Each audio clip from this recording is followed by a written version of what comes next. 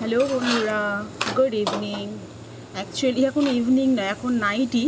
তো ইভিনিং কেউ তো আর গুড নাইট বলে শুরু করে না, তো শুরুটা যেহেতু করতে হবে সেই জন্য। তো এখন বাজে 11টা 10। অফিস থেকে এসেছি অনেকক্ষণই। আমার নিজস্ব কিছু কাজ ছিল, কাজ করার পরে বরের জন্য পরোটা করলাম।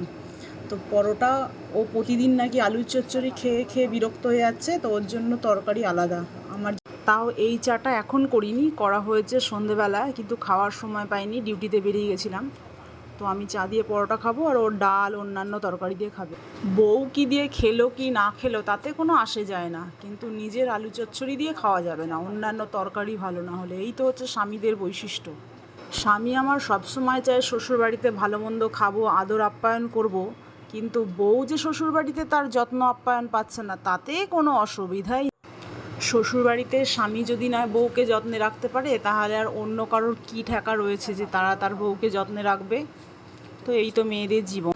তবে আর যাই হোক, এই সমস্ত কঠিন বাস্তব সত্যি কথাগুলো না শ্বশুরবাড়ির কারোরই মানতে ইচ্ছা করে না, আর খুবই কষ্ট হয় মেনে নিতে।